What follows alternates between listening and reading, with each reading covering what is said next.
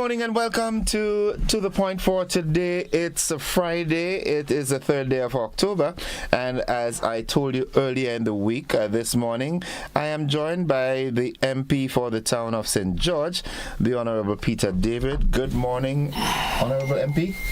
Good morning, my brother. Always a pleasure to be with you. You look pretty bright this morning after working for so many hours this morning, but good to be here with you. This GBM gives me the energy. I know. How's Peter? I'm good. I'm excellent. I am going to work every day, working hard in the courts, representing working people. I am in politics still, as you're well aware, and my kids are well, my grandkids are well. I'm doing fine. You know, I pray God I make it as long as I can, but I'm doing good. Okay. All right. Well, you know, this Peter Daivd has been a talking point since around December last year, and, you know, and everything. Before we go any further, to get more current, give us, and I say us, the listening audience, viewing audience, and myself. I mean, we're close, but Peter's political life, how did it start? you know, that question I get that. Honestly, I couldn't answer that. There was a day when somebody, you meet people who say, well, this man invited me to politics. No, I grew up in a time when politics was everywhere. In the 1970s, at 1970s were a time when the whole world was engaged in struggle. There was the apartheid, South Africa, there was Latin America erupting in social rebellion.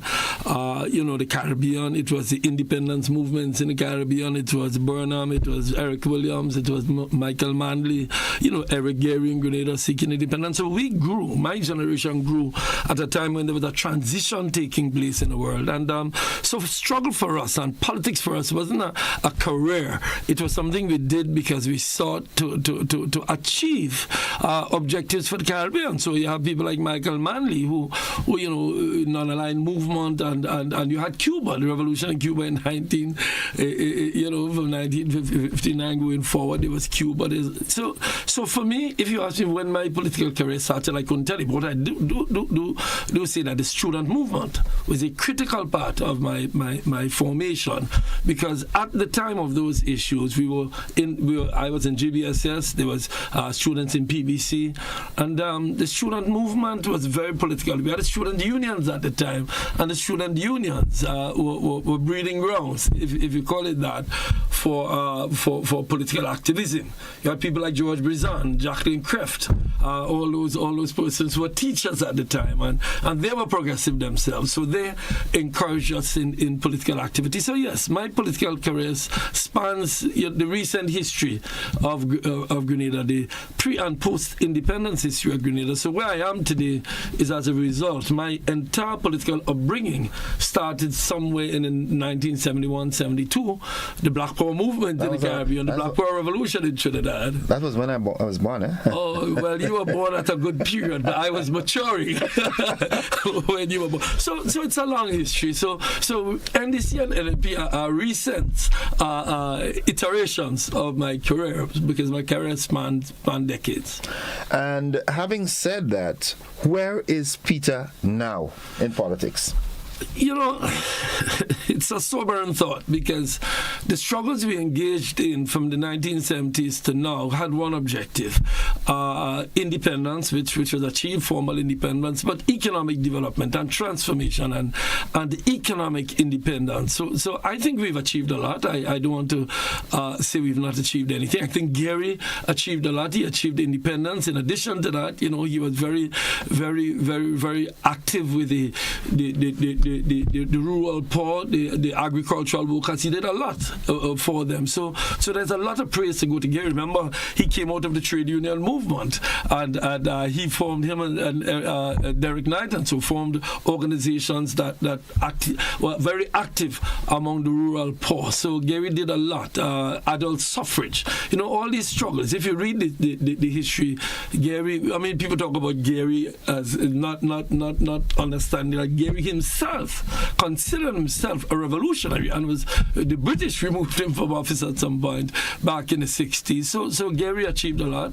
Then came the revolution, achieved a lot again, and then the revolution imploded, and we find ourselves in the 1980s. People like George Brizan and other politicians, and then you have people like Keith Mitchell came along into the politics, and they achieved a lot, and they've taken it to a certain stage. And if you look at the 1980s, 1990s infrastructural development under the NNP was massive and achieved quite a bit. Electrification, water delivery, all of these things. In my own constituency, Dr. Mitchell talks all the time about his delivery of water and the way people were excited about those infrastructural works that took place. Quite a lot of infrastructural work. Plus, there was an enhancement of a new young middle class coming up. The revolution had sent many people to Cuba to study, doctors, engineers, and they came back in the 1980s and 90s, and they started participating in this infrastructural development. And again,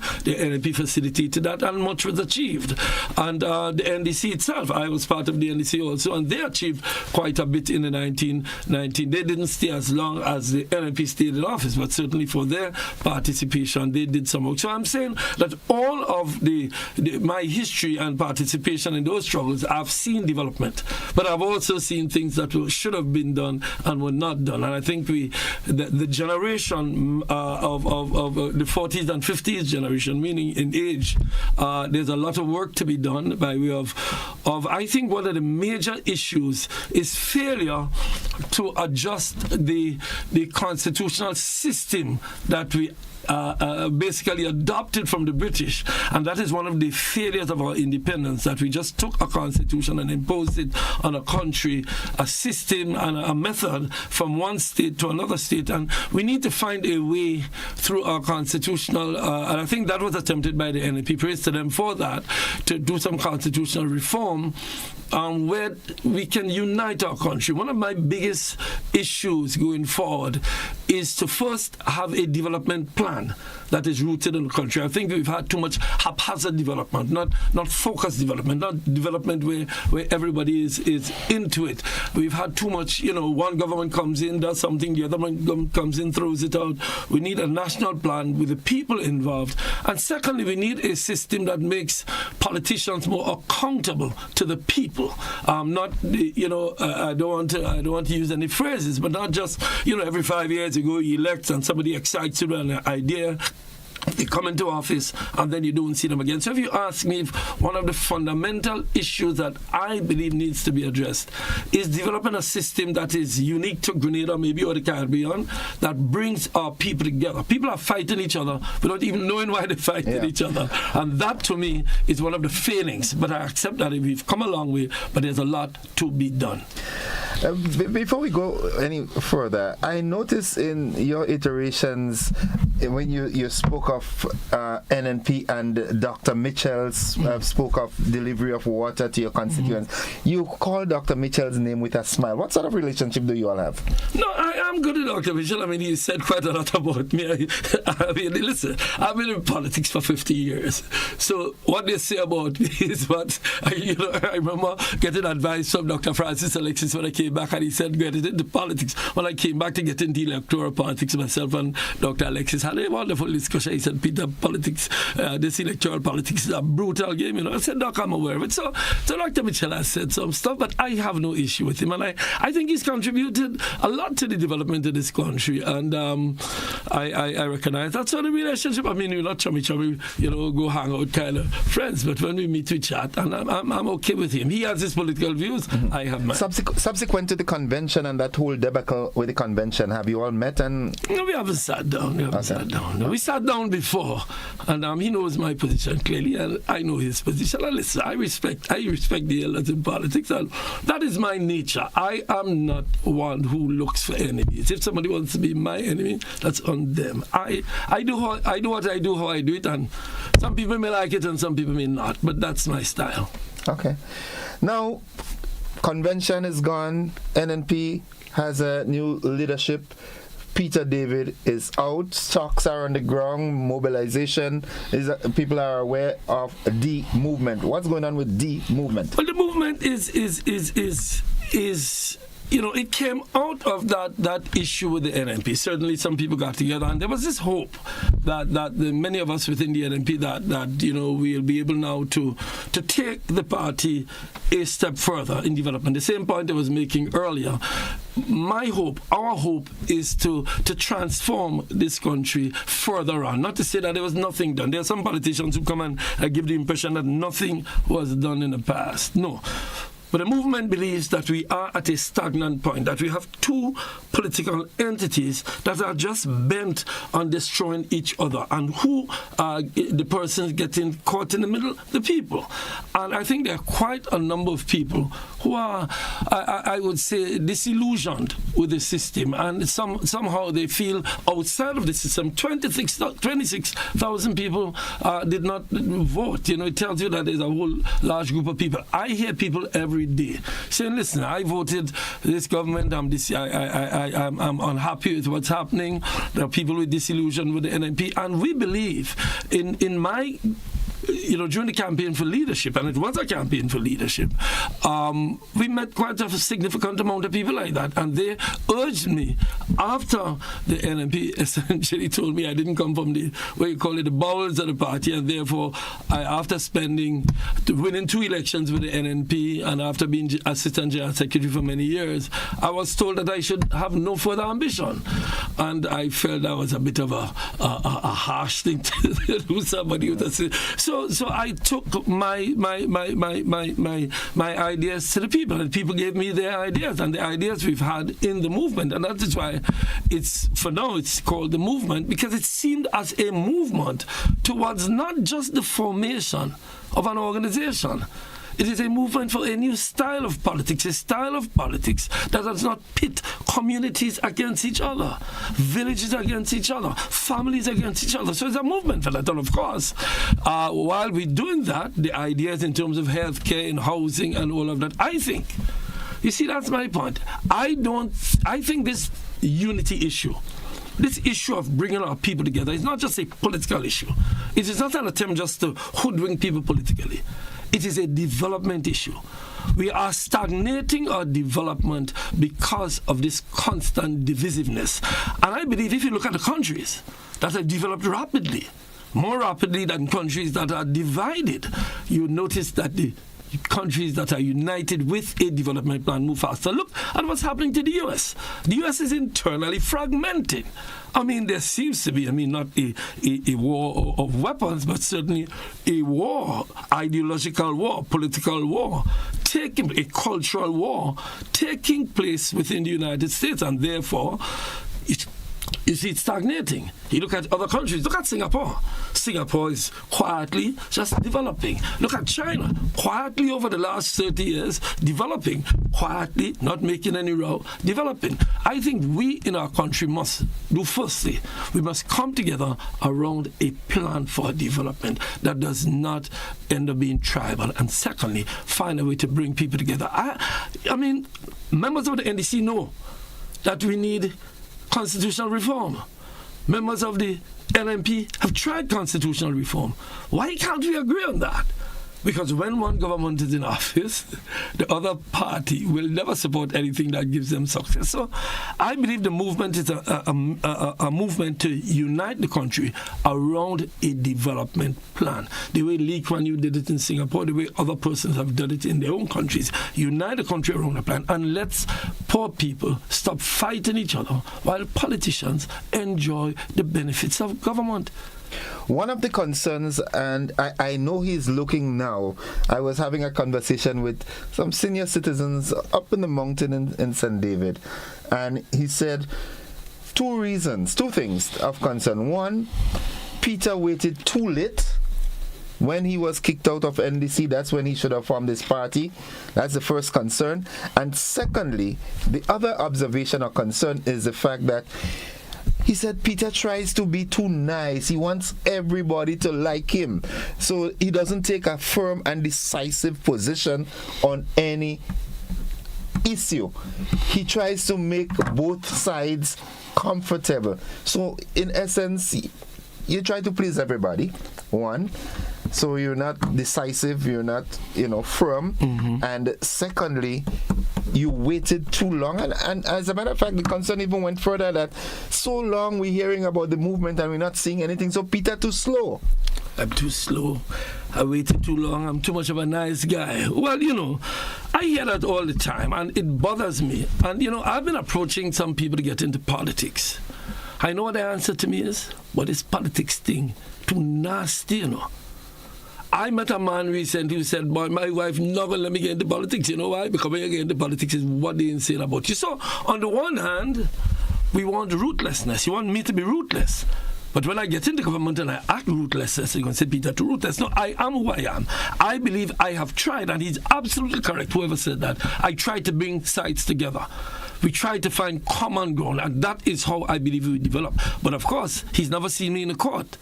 Because when I take a stand in defense of what I believe in the court, I take a stand, and everybody in the court will know how I operate when I believe in something. And I've always stood up. That is why I was expelled from the NDC. I didn't do it in a way that was vulgar. I didn't come out at a tactile mode or come out In fact, when the no confidence motion, Dr. Mitchell brought the no confidence motion, I said openly in the parliament that I have problems with my leader at the time, it was Stillman, who remains my friend. I have problems with him. But I am prepared to work with him. And I expected, when we left the parliament after the no confidence motion, having not supported Dr. Mitchell in bringing down the government, somebody would approach and say, Peter, let's talk. Because I sent the olive branch out to them to talk. In other words, I stood up for what I believed, but I said, let us talk. Secondly, with Dr. Mitchell. Dr. Mitchell came after me. I met with him, and I told him how I felt privately.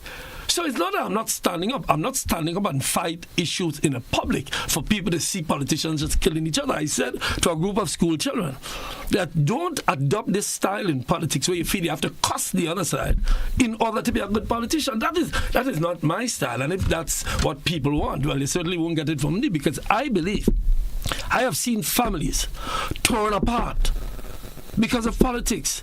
I've seen brothers and sisters not talking to each other because they're following one party down the road. So yes, I understand what people want, because we've gotten used to politics being a nasty game. I am not a nasty player. And the truth is, the gentleman should know that I've succeeded. I've been in Parliament for 4 terms. I've been elected twice by the NMP and twice by the NDC. So what I'm doing, I believe, works for me. I think he's meaning that I have not become Prime Minister, which is neither here nor there. I have succeeded in representing my people. So the issue of who I am, that is who I am. I believe to advance this country, we have to stand for what we believe, but we're willing to make compromises in order to advance what the cause of development. Secondly, in terms of waiting too late. Too late for what? I mean, now is the time. He's saying, Peter, we're too late. This movement is not about Peter and Peter's ambition. It is about a group of people who believe that at this moment in our history, with the disillusionment with both parties, if you look at the numbers, we've done data collection, we've done some polling. If you look at the data, it says that there is a large group of people absolutely disillusioned with both parties. If you look, there are quite a substantial amount of NDC people who have said, listen, I had high hopes, because you see, many people voted against the NNP. It wasn't a vote for. It wasn't a vote for. It was mostly a vote against, and some voted for. But some people who voted against are now saying, boy, I'm not satisfied. No, these guys are not experienced enough. So there's a group of people who support the NDC who are now saying, boy, I'm not sure. And there's a large group of people who supported the NMP who are fed up with what took. First of all, a lot of people upset with what took place in the leadership. On the leadership issue, and many people feel that the NMP should have allowed the transition to take place smoothly. A lot of people believe that if it was done smoothly, NMP would be in a much better position today. Some won't admit it. Of course, there are hardcore, die-hard people who in their brain may think it, but they wouldn't admit it because they are locked into the tribe. So I don't think it's too late. I think the time is now because of disillusionment in two major parties, and I agree with people who say Grenada is a two-party state, but here's what. The question is, which two parties? Because NDC was a new party once. the NMP was a new party once. NGM was a new party. So there's always a new party emerging. As one emerges, one goes down. The question is, which one goes down? 23 minutes after 9 o'clock, actually. In case you're just joining us, this is To The Point, and I'm speaking with Honorable Peter Daivd, Member of Parliament for the town of St. George. We take a commercial break. We'll be back after these messages. Don't you go anywhere.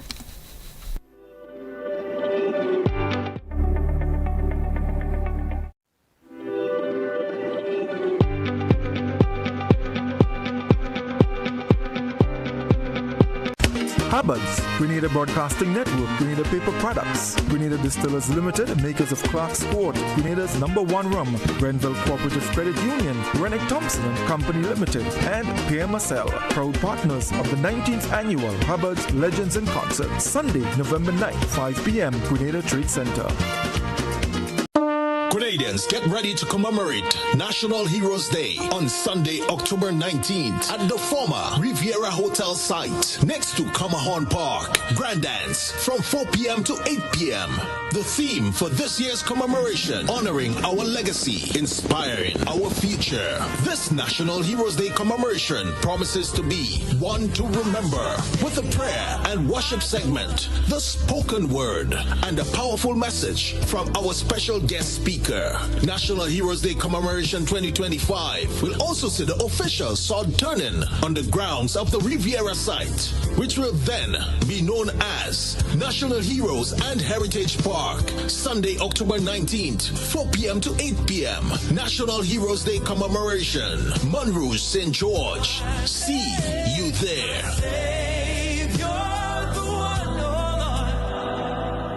Raise it high up the ladder. Let we set it on fire. Godfrey, wow, watch the return of we culture. What? But that go play on him out on me, no? The man said me that razor blade, you know? Nah. That hurt me bad. You see that? Dark go meet it up. Dark must meet it up. In fact, self, let me know see that. Because you see that course take that, next thing years start to grow and it turn longer than receive. Then first thing them viewers, they go run me down, but you see you that. Anytime you see you try that again, I put in course on you. Trust me. Caller, I hear what you're saying and I understand what you're talking about, because I want that and I tell that kind of thing enemy saying is wrong. So if you decide to put course on that, the only thing I could tell you is don't put the bad course on it. Give him a course that he could bounce back. And don't speak when you throw in the course. Because if you speak when you throw the course, you know that thing. So that is all I have to say. So folks, if all you want to hear how a scholar could put the course on that, then join us this Friday on We Culture and we go tell you. See you there.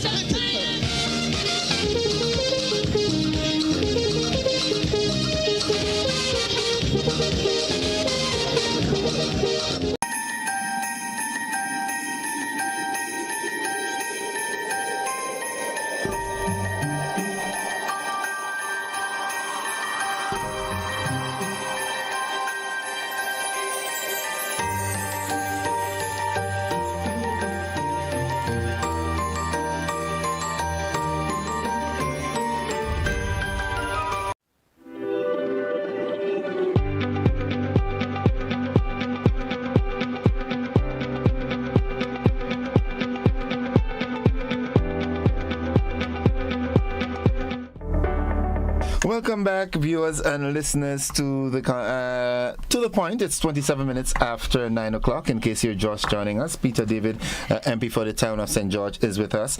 Peter, welcome back to the point. Folks who think that there is a school of thought out there that Peter is fighting for power because he didn't get leadership position in NDC. So he left. He went to NNP. He fought for leadership there. He didn't get through. Now he's forming his own party because he wants leadership. What do you say to that? It's amazing, you know. On the one hand, there are people who say that too soft, too not aggressive enough. On the other hand, people say I'm aggressive for power. The truth is, let's go to the NDC. I never challenged for power within the NDC. Never challenged. In fact, I remember once telling Tillman in front of everybody that the day I decided if I wanted to go for leadership, he would be the first to know. And look at the no confidence motion. I convinced my colleagues that we cannot support Dr. Mitchell, that time as the leader of the NMP, in bringing down the NDC. I said it, and I said it publicly. The statement is there, and every time I speak about it, I say I must publish that statement. The statement is clear that I said I will not, could not bring down a government of which I was a member. I wouldn't do that. It's not, I don't believe it's the right thing to do politically, neither is it the thing I would do. Even my relationship with Tillman Thomas, I remember when Tillman, and everybody in NDC can tell you this, and Tillman remains my friend, and I have an immense amount of respect for Tillman because he's a man who believes what he believes. You may disagree, but he genuinely believes what he believes, and he's not playing games with anybody. And I might remember when Tillman we thought he was in a bit of trouble before the election in 2003 and 2008, I think so. I can't remember which one. I mounted a group of people with finances to go there to help Tillman on the ground, because I believe it was important that Tillman Thomas lead us into the government, because Tillman Thomas was the man who was, at the time, I don't believe we were sufficiently accepted after our stint in the revolution. So Tillman, it would have been ridiculous, and I certainly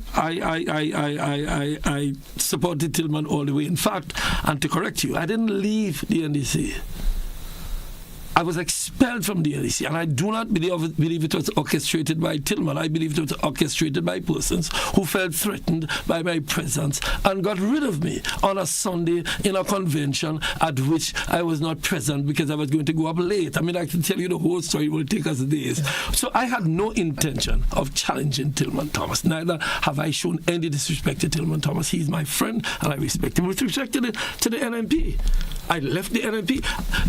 That leaving is what you call in law, and the trade unions will know this, constructive dismissal, meaning you make the life so hard for the worker that he couldn't stay. So, for example, if GBN turns off all the ACs inside here, all the lights, all the water, and you decide to walk out, they made it impossible for you to stay.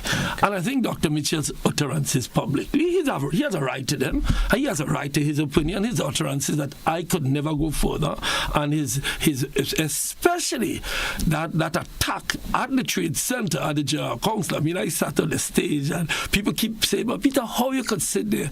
Because I that is who I am. I listened, I contemplated, and I acted eventually. I think the whole game was stacked against me, so I left. I've never cursed the NMP. I've never disrespected anybody in the NMP. I've never disrespected the NDC. I just chose, which is my constitutional right, to leave.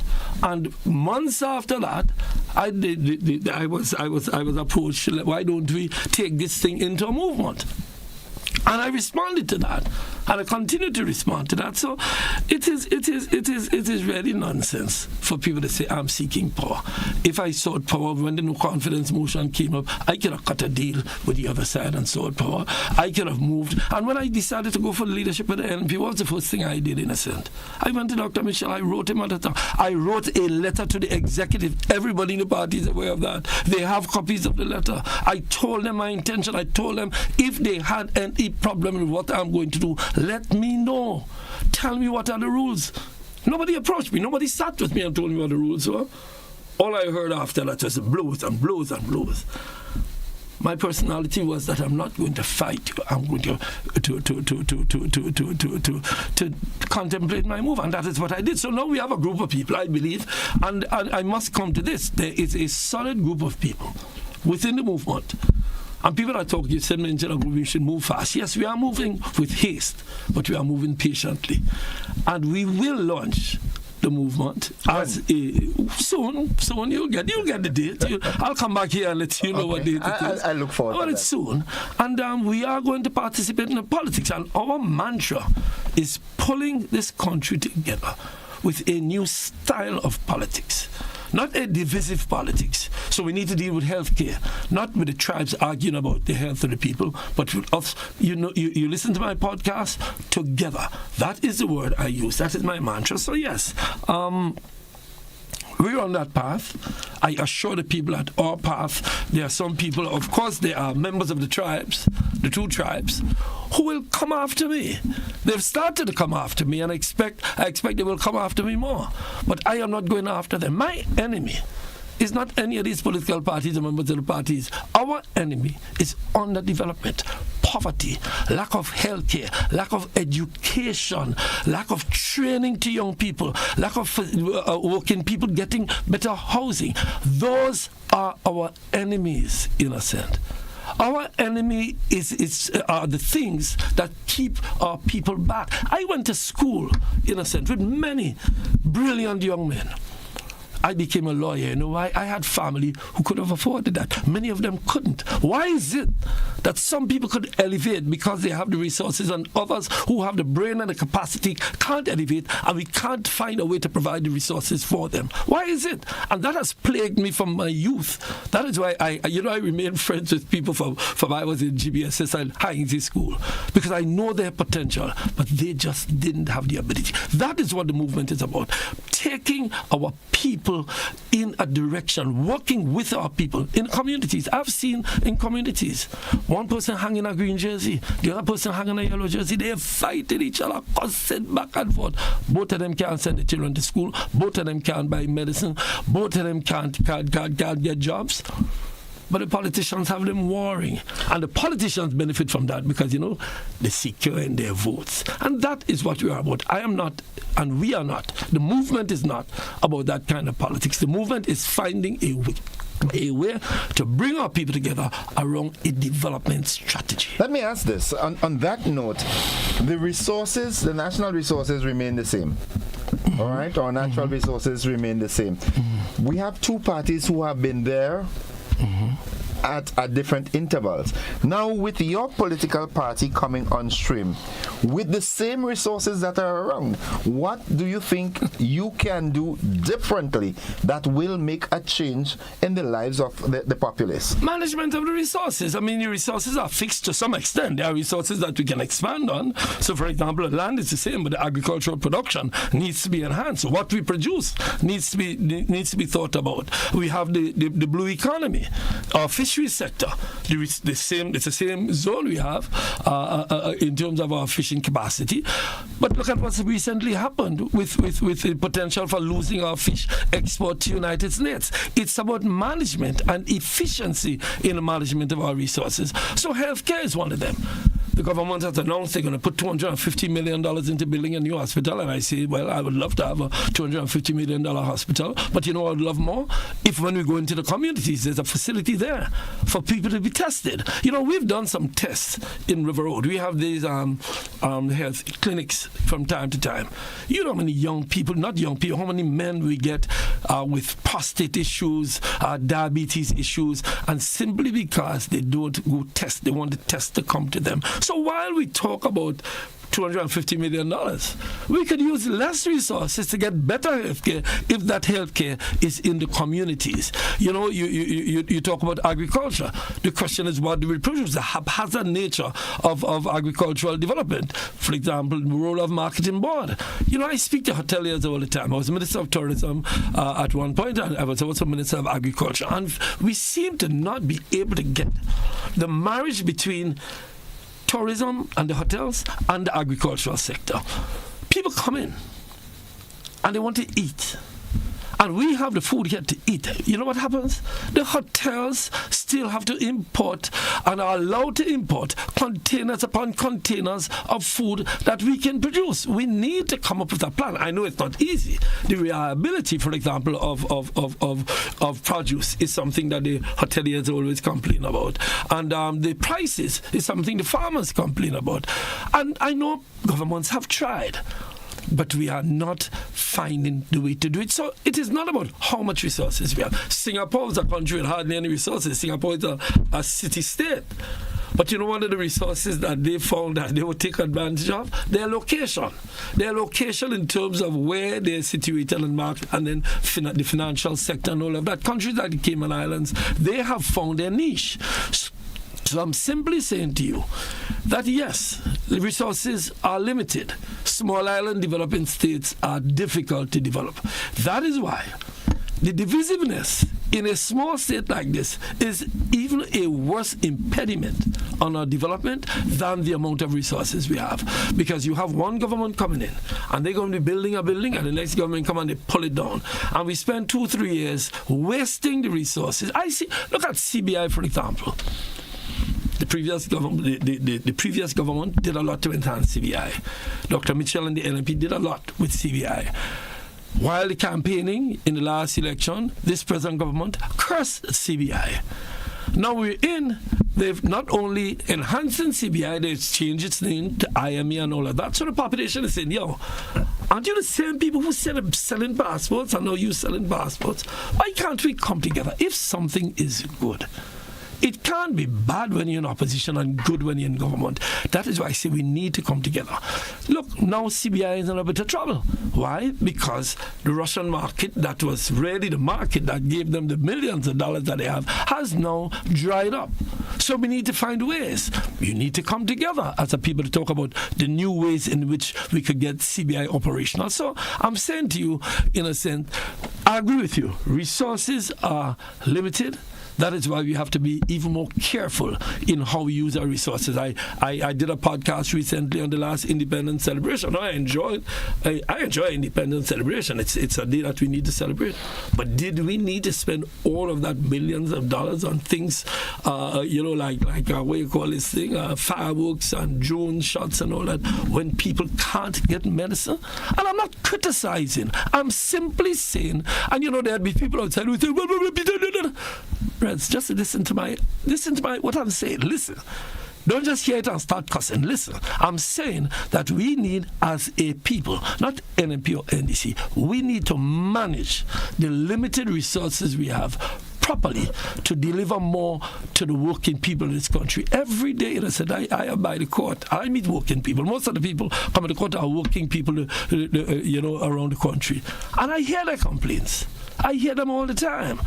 And I'm not cursing the NMP or cursing the NDC. I'm simply saying to both of them, let us find a space where we come together to talk about education, about medication, about how I have people in River Road who have to take pressure pills. And anybody who knows about high blood pressure, because I deal with it, you take it every single day. Have to take it every morning or else. And some people, what they say, I can't afford every day, so I skip 2 days. So one day I take the medication, the next 3 days I drink some garlic, the next 3 days. You know why? Not because they're being reckless, but because they can't afford it. And that, to me, I meet them all the time, and it bleeds my heart that money and affordability will stand in the way of the health care of some people and give other people excellent health care at the other end. And that, to me, is what we need to address. How do we... So yes, people talk about... what you're going to do different. It's what are we going to do different? How are we going to manage resources? And I think we need to start listening to each other rather than just hearing and responding, because then if innocent know it, say it. Because innocent is whatever innocent is, it's bad. And if Jane say it, because of who Jane is, it is good. All of my podcasts, I say, let's come together. I've criticized the government. I've supported the government. I've criticized the NMP. I've supported the NMP on issues that I believe NMP has done well on. I believe Dr. Mitchell has done well. I believe Mr. Thomas has done well. I believe George Brizan has done well. But we need to look forward, and forward means coming together to do it. And that's what the movement is about. The movement is about coming together, and let us try a new politics. Some people are skeptical, because, we've become addicted to cussing each other. It is just the automatic thing we do. So you hear Dr. Mitchell speaking, and you have to cuss him when he's done.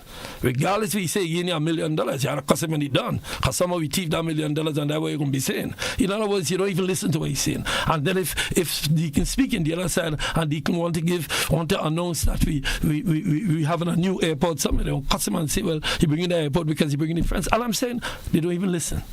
Let us listen to each other, and let us find ways to bridge the gap so that we can develop this country. Yes, you spoke about my long history in politics. I am satisfied that we've made progress, but I'm absolutely dissatisfied with the way in which we deal with our people to make more progress. I think we need to find a way, and this is what the movement is about. Before we take a commercial break, I'm going to put you on this. There are folks who are of the opinion that after such a lengthy service in politics and law, Peter needs to retire.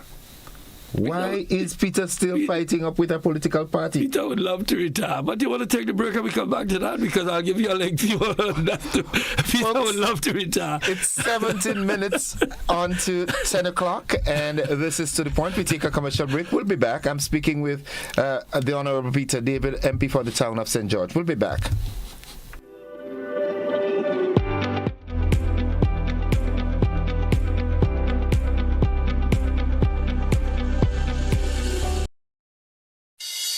The Grenada Electricity Services Limited cordially invites shareholders to attend the 66th annual meeting of shareholders held virtually on Zoom, as well as at the Grenada Room, Radisson Beach Resort on Thursday, 9th October 2025 at 4:30 p.m. Note, each virtual attendee is required to register early to facilitate verification. Documents for the upcoming meeting are available on the company's website. Visit www.grenlec.com or call Grenlec at 237 extension 312 for more information. The Grenada Electricity Services Limited cordially invites shareholders to Raise it high up the ladder. Let we set it on fire. Godfrey, wow, watch the return of we culture. What? But damn don't play on him out on me, no? The man said me that razor blade, you know? Nah. That hurt me, boy. You see that? Dark go meet it up. Dark must meet it up. In fact, self, let me do see that. Because you see that course take that, next thing here start to grow and it turn longer than receive. Then first thing them viewers, they go run me down. But you see you that, anytime you see you try that again, I put in course on you. Trust me. Caller, I hear what you're saying and I understand what you're talking about, because I warn Doc and I tell Doc that kind of thing enemy saying is wrong. So if you decide to put curse on Doc, the only thing I could tell you is don't put the bad curse on him. Give him a curse that he could bounce back. And don't spit when you throw him the curse. Because if you spit when you throw the curse, you know Doc finished. So that is all I have to say. So folks, if all they want to hear how Scholar could put the curse on Doc, then join us this Friday on We Culture and we go tell you. See you then.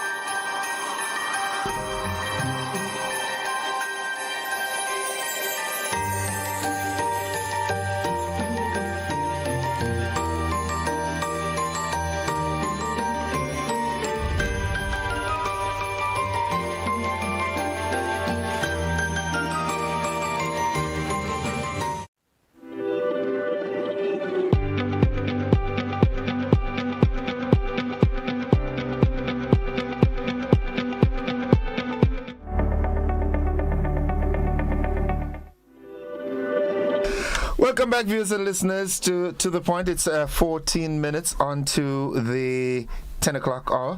I asked you a question before we went on that break. Oh, retirement. Yes. Retirement. Yeah. You know, yes, I know there are people who believe I should retire. In fact, there are members of my family who are saying, Peter, just come and relax. Yeah? Let's relax and forget all this politics. Stop spending all your money on politics. And that may be so.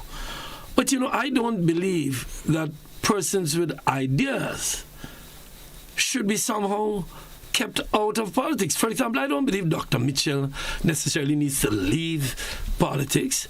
I think it was a political imperative that he retired because people were saying that he was at the helm too long. That's a different thing to say and retire from politics. Yeah. What I see myself as doing right now is participating in a process of building a new movement to change the nature of our body politic, to bring our body politic together. If young people emerge, in fact, I've been approaching many young people and saying to them, listen, this is an opportunity for your generation. I spoke to a friend of mine 2 days ago, and I said to him, boy, I would love to see you come in the movement. I would love to see you come participate, because I don't see myself, and this is not about my wanting power. As I said to you before, power is the furthest thing for my mind. Development is a major issue.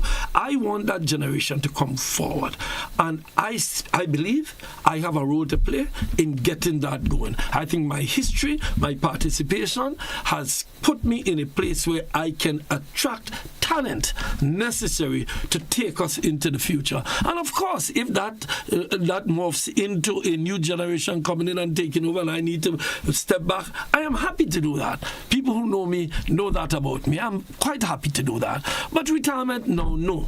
I will not retire, because I believe there's a lot of work to be done to build this country. And I went to leadership for the NNP not because I felt Dr. Michel to leave, It's because he said he was leaving. I never at one moment, either Dr. Mitchell or Tillman Thomas said to them, you should leave now. I said, you said you're leaving, and if you say you're leaving, my name is in it. And that is why I'm there. But I believe he still has a role to play. Whether or not the NNP believes he should be leader is a matter for the NNP. Whether or not they believe that Deacon Mitchell should continue as NDC, it's a matter for them. I believe that I have a role to play. And when that time runs out, you will know. I will know. There will be a move against that. But, that is why I want to appeal to a generation of young people who I approach all the time. And they say to me, boy, this politics thing, I know in this politics thing, for evil to triumph, it is sufficient that good people do nothing. I repeat, for evil to triumph, it is sufficient for good people to do nothing. In other words, if you're talking about underdevelopment, if you're cursing what is happening, if you're upset with what is happening, please come forward, give us your ideas, participate. But you can't be complaining, Zach, what's happening in Palestine. I mean, history will record those governments and those countries that said nothing while thousands of young children are being killed. And you decide where you want to be in that history. And I'm saying in the history of this country, that if you believe it needs better talent, and you believe you have the talent, and I'm speaking to you too, Innocent. If you have the talent, don't stay and curse. Yeah. Don't go in the background and grumble. Bring your talent. And that is why I said something the other day about the politics of fear. There are people who fear getting into politics. There are people who fear it because they feel people going to say things about them. The most terrible things have been said about me. The most terrible things, I smile and I move on because I know who I am and I know the truth. But I have a bigger objective. That objective is to help and participate as much as I can in the development of the country. If there comes a time when I believe that my time is done, Innocent, I have a lot to do. I have 10 grandchildren and 6 children who are dying for me to spend more time with them. So my life is not void of other things. It is just that I believe that I have a role to play in getting this country united mostly and developed in the course of that unity. As it relates to the movement, where is the movement at the moment? Have you identified caretakers for various constituencies? What is your foundation plan at the moment? Well, there are people who say, "Boy, movement should form." The movement can do like this, boop, announce and then fall back. We are not doing that. It is a movement of people. We have in many constituencies persons prepared to run. In fact, in some constituencies, you have 2-3 people who are saying they would like to be the candidate. We have groups in those constituencies. We have supporters in these constituencies. We have business people who have come forward and say, listen, we are prepared to help you. We will help you because we believe that the country needs what you are offering. There are a whole lot of disillusioned people, Innocent. You see, and people, as I go back to the issue, people are fearful because we've gone into a politics where people believe if they speak out, they are going to be victimized one way or another, either within the one party or within the other. Victimization only doesn't only come from government, it comes from within other organizations. So there are a lot of people who are quiet. I believe when we launch, and the issue is when, it's not if, we are launching. I can say that categorically. We are going to launch. We have a solid group of people, solid group of workers, solid group of professionals, solid group of women, solid group of youth who are part of the movement already. We are putting everything in place so that on the day we launch, it is going to not be a launch and a crash. It's going to be a launch that takes us to the place you want to go as a movement. And I have no doubt in my mind, I have absolutely no doubt that when we launch, we will see a wave of people coming in our direction, because I know, I hear it. Many people are not sure. They're not sure. Is Peter and them guys going to do this? Is this movement going to go anywhere? I assure them that it is. Do you see the movement in the next general election contesting and forming a government? Absolutely. I wouldn't be in it if I didn't believe that. In fact, I feel fairly certain that we can do that. Now, we've been doing polling. Polling tells us we're on the way. Of course, one doesn't want to get overconfident as some people do as to the possibilities. It requires work, and it requires people like yourself, and I use you as a generational thing. People like you who are out there, and I'm saying you because you have any particular view. I'm saying your generation of the 40-year-olds and the 50-year-olds and the 30-year-olds and so on, to come into the movement to make it successful. But from where I sit, from what I'm hearing, from the engagements that I've been having, and believe you me, we've been having many engagements around the country. And, in the north, people say in the north of the island is where we kick in smoke. Yes, we kick in smoke that people see in the north, but we also in other parts of the island where people are coming forward. People are fed up, not of only governments and the parties, they're fed up of the style of politics. And the style we are offering is a style of bringing communities together, bringing families together, giving them a voice so that they are part of it. I was saying to our group the other day, you elect people for 5 years, and there's no way you can get accountability. We need to change that. We need to institutionalize accountability of politicians to the people. We need to institutionalize them speaking to their people. We need to institutionalize getting the voices of the people from where it is in the community to the government halls and to the decision-making process. How does the movement intend to do that? Well, first of all, we are going to ensure that in our communities there are institutions, there are arrangements, so that there is constant feedback from the communities. We call it consultation, and sometimes I hate the word consultation because it's overused. But it is just, there's all kinds of constitutional arrangements that we need to address. I couldn't go into the details now, but we need to address our constitution. Our constitution we have our constitution since 1974, 50 years, and not a single amendment except for recently the oath of allegiance, which nearly descended into a tribal war. In fact, descended for a moment into a tribal war, just changing the oath of allegiance from saying I give allegiance to King Charles to saying I give it to Grenada. There was contention in the parliament. Happily, in the end, it worked out properly. I'm saying we need to address these things. We are afraid. In a sense, somehow we are afraid to assert our own dignity, our own independence. As a people, we must be confident that we know how. Not just the people at the top, the workers, the villages, the unions, the people at the level of the community. They have ideas, not only parliamentarians. It seems to me the system is set up to come to you. The only thing we want from you is your vote. After that, we know everything. That has to change. It has to change. We have to give the people dignity and give the people, let the people express their own brilliant ideas, because they are the ones who are experiencing the life that we are trying to change. All right, we've, time has elapsed, and we want to engage. I have a funeral at 10 o'clock, and I have to speak at it. You sure it's not 11? No, 10 o'clock. An elderly lady in my community is buried, so get on with what you have to do. You have 5 minutes, my dear. Let's entertain a couple of calls, and let's go straight to the telephone line. Caller, good morning. Welcome. Good morning, Innocent, and good morning to your guests. My good friend Peter David. I want to make a correction in a statement that you made earlier. I don't think it is correct, because I was part of the NEC and still part of the NEC. when you make reference to the NDC did not like the CBI program or criticize the program, I know there was a lot of crooks that was identified with the program. But one of the main issues I think the NEC had with the program was the non-accounting of the funds that was realized by the program. But they was not against the program. And if you remember, at one point in time, I think there was attempting to introduce in government when the NMP lost the election in 2008. A kind of program that would have upgrade the existing one at the time. So I don't think it is fair to them to say that they did not like the program. Additionally, you're taking too long. Launch the movement.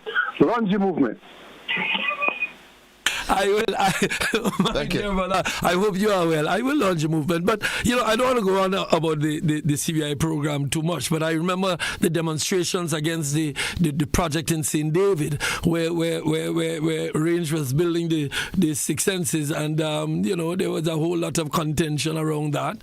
People were brought to march, and then they were against the building of the project. And I remember at the launch of the project, it was no other than the same persons who demonstrated who came to drink the champagne. I'm not criticizing them for that. I'm saying they used the building of the project as a political tool to get into office. And I'm saying I am certain that they know the value of it. But the point I was trying to make, the deeper point I'm trying to make, my brother, is that sometimes we oppose things simply because we want to get political mileage, not because we are against it. But we can have a detailed discussion, because 2008 was an entirely different thing other than the CBI issues. We have another caller on the line. Caller, good morning. Yes, good morning, Mr. David. You had a goal, and you're somebody that I've known for a lot of years and do have a lot of respect for you. But at the same time, you had a responsibility and you had a golden opportunity with the amount of wrongs that the former government you were part and parcel of, that you could have stand up and tell the Prime Minister at the time where he was going wrong. Oftentimes, some of us are scared because of what people would say. But then sometimes history will see us as cowards. Because maybe if you had stood up and point out to the former leader that this is wrong and that is wrong, then maybe today you would have not just have a party, but people would have seen that leadership quality that you have and, gravitate even more to you. I wish you all the best, but at the same time, what I would love to see is that more bravery and standing firm, because at the end of the day, it's not about politics, because we tend to misunderstand the meaning of a politician and a statesman. See, a politician thinks about getting into power and staying in power, but a statesman thinks about the country. Even when he loses or wins, but he thinks about putting things in place for the advancement of the nation. Have yourself a blessed day. Thank you. It's amazing when people say that I should have stood up before, but everybody's upset when I stood up with the NDC and I pointed out the wrong. That's bravery to my brother. And don't believe because you don't hear any public spats with me and leaders that I don't disagree with them. We disagree, but when you're part of a team, you play with a team. And to stand up, you're cursing what you're suggesting that the previous government did, all the ills. But there are people within this government who may be seeing things not going right and not saying anything because they are part of the team. And there comes a breaking point. I did stand up in the end. When I stood up, Dr. Mitchell launched the most vicious attacks on me. I kept my course.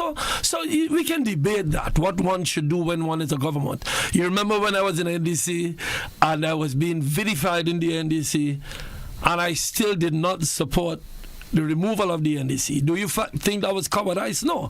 People put that as cowardice to my brother, that I should have pulled down the government. Instead, for me, it was a question of principle.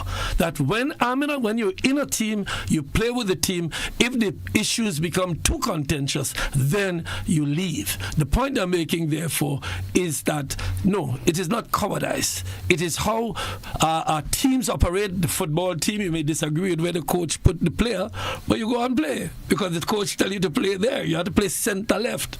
You want to play center right. You say no center left. You could do two things. You could go and play the center left, or you could leave the team.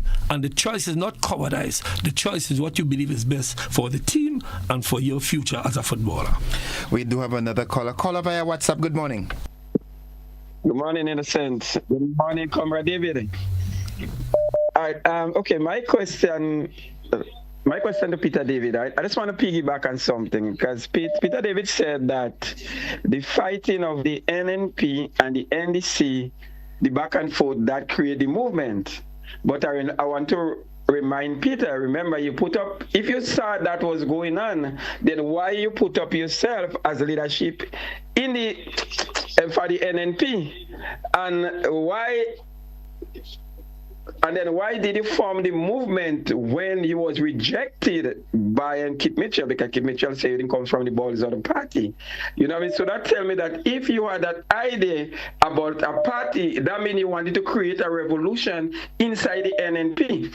Okay, my second question to you, that Dr. Mitchell said that a vote for the movement will be a vote for NDC. I want to know what is your take on that, and also how do you think that Emlyn Pierre is taking the NNP? Do you see any difference in the NNP from the time that you're there, or if you was a leader of the NNP, would you take it to a different level to what you're seeing presently right now? Thank you. Thank you, caller. Well, the last part of your question will take a long discussion, but let me just explain this. In order to change politics, you have to be in it. In order to change the way our electoral politics is done, you must be in it. I can't opt out of politics, go and sit by the river, drinking champagne and believe I'm changing politics. And the nature of electoral politics is political parties. That is how it is constructed. I didn't construct it that way, but that is how it is constructed. Within the NNP and the NDC, and everybody can tell you this, I made every effort I can in order to have a different style of politics. And in fact, that is where I end up getting the criticism for not wanting to be too aggressive. I can give you instances where I was criticized both within the NNP and the NDC. In fact, when I was in NDC, they used to cuss me. I know somebody now who is talking a lot. You used to cuss me. You ain't cussing Kit Mitchell enough. You ain't cussing this one enough. When I went in the NNP, in fact, during the NDC, they accused me of having discussions with Keith Mitchell, which was entirely not true. I was just not being aggressive and cursing the way they wanted me to. When I was in NDC, when NNP, the same thing.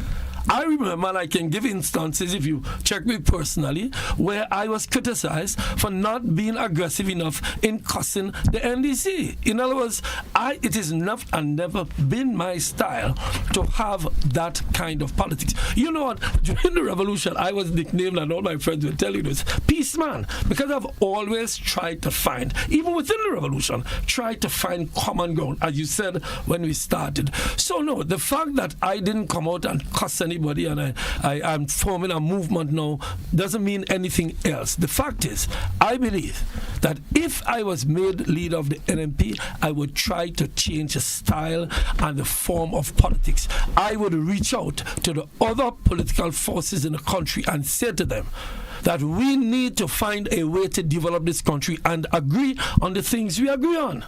Let us stop just cursing each other because you were in yellow and I'm wearing green. Yes, of course, if I was a member of the leader of the NNP, I would try to transform this country into a more development-oriented political apparatus, rather than the political apparatus we have now, which is very political, very tribal. And with respect to Emlyn Pierre and her, that is a matter to be assessed by the members of the NNP. I don't plan to comment this morning on where she's going and what she's doing. That's a matter I'll leave for the NNP, and later on we can have further discussions. I know we're running out of time, but I wish her well and I wish the NNP well, and I wish one day we can all sit by a table to have discussions about how we develop this country. We need to stop just attacking, and I see it still existing. It's still there. People are still just seeing things. Ask me some issues. Let's talk next time about how we see we can develop this country. Could we accommodate the final call? One more call. Caller, good morning. The funeral may be waiting for me because I have to speak at it. Good morning, caller. Welcome. The king is innocent. Yes, go ahead. Has to be. Good morning to Honorable Peter David also. Also want to recognize before I make my contribution, many great work that Mr. David has done from a tourism and hospitality department, Sanders La Source, St. David Six Senses, bringing much needed job creation to rural areas. So we can't rule out Mr. David, one of the best foreign ministers, tourism minister to pass through Grenada. So this morning is not about flowers, it's called accolades this morning. So Mr. David has done a fantastic job in these areas. I think part of the CBI, what Mr. David spoke of earlier on, and many of us here who, within the private sector, I should say, part of the thing, one of the things I think NDC was condemning with the CBI was that of some of the investors that was coming through, because they had some problem with some people who came in and they con previous governments of our hard-earned money, taxpayers' money. Also, Mr. David, I'm making a clarion call for you this morning to do your thing and do it tactically. You've been around the block, you're in Just Come. A lot of people may want you to do your thing hurriedly, but you've been here and you've been here for a long time. So the movement has its people on the ground. You have a lot of people who is interested. I myself attended 2 of the movement meeting, one in River Road, the other up in St. Patrick's, and it was very much fruitful. So I think that you have a lot to offer, and timing is everything. You don't just go out and do things wildly and then we zopping. This is not about zopping. You have the experience to know better than that. It's not about zopping. Take your time and come through. Don't make nobody force you. You are too experienced for that. You're going to come through on the right occasion. And I think that your way, everyone has their unique way. And if your way is not with the bacchanal and the tribal politics, and I think that Grenada need a new wave, and some of the political leaders, as I say, when you're a political leader, you're supposed to come with your own style and not be influenced by anyone. And you have your style. Your style is a simple touch. Keep going with that simple touch. Because a lot of us, we're looking on and we out of that age of this fighting, because when the fighting goes on, who benefits from it? Look now, we have free education. If someone could come out and say, okay, we congratulate free education, like I see you have done, right? As you said with the CBI program, it's good, it's good. Yes, there was a lot of things to fix under it. And now we're seeing some of these things getting done well, newly IME. So if we could get that, and I think with you getting the opportunity to if you had the opportunity to lead the new national party, if you were given that, we would have get more unity in Grenada. Grenada need no unity. We don't need this divisive division, the too regular, too prevalent from social media to on the streets. It's the bullying start from left, right, and center. And we talk about it, but what some of us are actually doing to stop it. Are we coming out there on platforms and say, hey, stop it, it's too much? We only hear conveniently for the political side, but most of them ain't coming out and do that. But you take a stand against it, not now. You've always been taking a stance against this decisive behavior. So, innocent, I don't want to hold up too much of the program. Thank you very much. I was just telling you, you got to pay for the hour, All right, MP David, we are looking forward to see the launch of the movement, because Grenada have room for plenty more room for such a party in Grenada. So we are waiting. Thank you, caller. Thank you. Just let me respond to that, because it's what we are saying, that there's an instinct, and it happens, it gets into our culture, that some people see politics, and that is why some people criticize me and say, Peter, too nice. And when you can say that somebody is too nice, that's a dangerous thing to say. So you're saying the more ruthless you are, the harsher you are, the more contemptible you are, is a better politician you would be. That is how we end up with the problems we end up with. Now, you may disagree with what I say in terms of development. You may disagree with some of the ideas I have. But my approach is my approach. And my approach, after years, and this is not because I was been in politics, I have seen, I saw the 70s. I saw the 70s where we were fighting struggles in the 70s, men getting locked up, men getting killed, men getting beaten. We are all part of it. I've seen the 80s, the invasion, then the tribal wars after that in the 80s, the GUL fighting, as my brother said. It seems to be part of our instinct now. So no, I am taking my time, but more importantly, the movement is taking its time. And this is not, and again, please, these people. What we have within the movement are a group of people who want this approach, who agree with this approach. And I believe that there's a large amount of people out there who are fed up that they are members of the tribe. I know people who are members of a tribe and they have received nothing in terms of benefits, in terms of development. And they're saying, but yet they're the most, I know people within these parties who will give their life for it. And it's only on the basis of instinctual tribal approaches. So I believe we can do it. I believe the numbers tell us. We have done some statistics. We have done some polling. And there is a large group of persons, 26,000, who didn't vote. There's a large group of people who are saying today as we speak that more they vote against NNP, they vote for NDC and they're disappointed. And there's a large group of people who are NDC who didn't like the fact of how NDC dealt with the issue of transition. And that leads to a large group of people. If you look at the numbers in the seats, in a sense, it's not, we don't have, like Jamaica have 30,000 people in a constituency. Some people, all you need is 1,000 people in some constituencies, 1,500 in others. With a 3-party run, you can win with less than those numbers. So let us not start making judgments. Let us listen to what the movement has to offer, and I believe we are offering a politics that can unite this country for development. I am going to be that role that I'm paid to and ask you that final question. When, as you realize from the conversations that we've been having, when can the people hear more or get the launch of the movement? If you can't give us a date, give us a time frame. I'll be back in your program in the next couple of weeks, maybe 3 weeks, 4 weeks. I'll be back on your program to talk about that. I thought you'd be here every week. Well, no. I thought Fridays was yours. You're important, but not. Fridays are not. Well, if GBL is announcing on Fridays belong to me, let's sign the contract before we leave. I will take. But no, in all seriousness, we are on the cusp of getting things done. We believe we are there.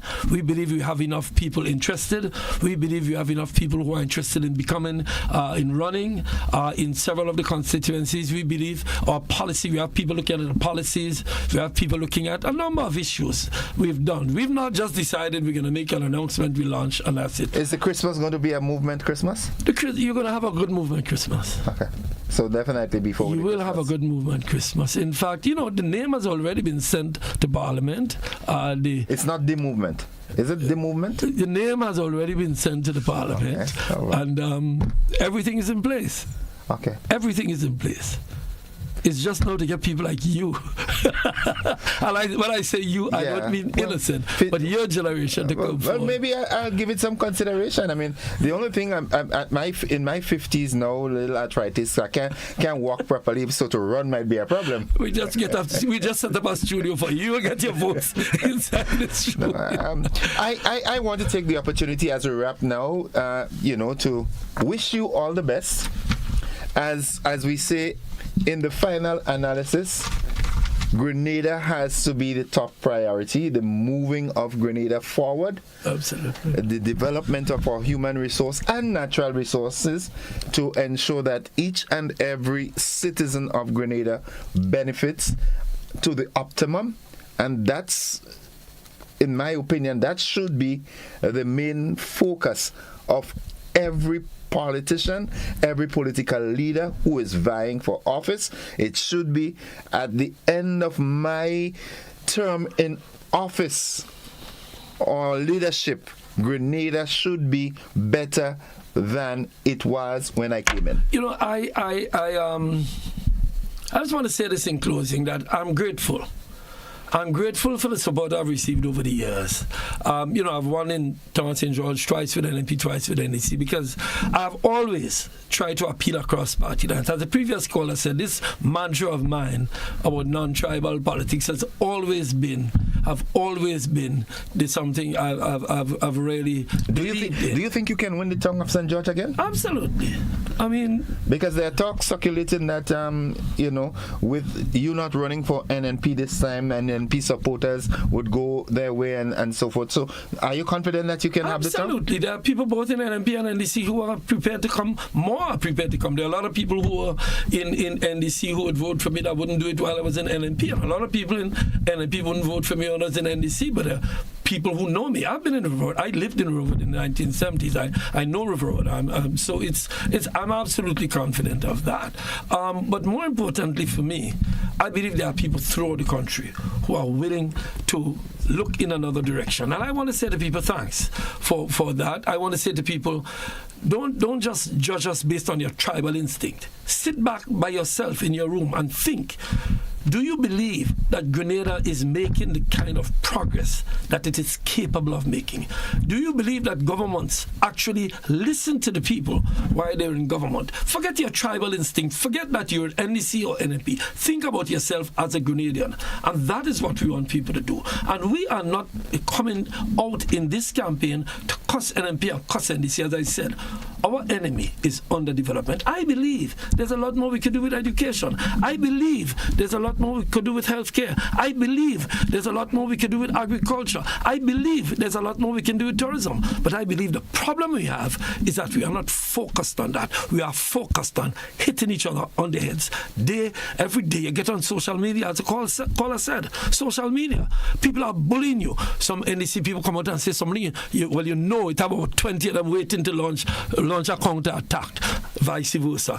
And that is not. I would like to see people launch attacks on underdevelopment, to launch attacks on education, come with ideas. That is why I invite young persons, I invite persons with ideas to come forward. Let us get rid of these robes that we wear, and let us put on the Grenadian hat. You know, when you're in NNP, and I would tell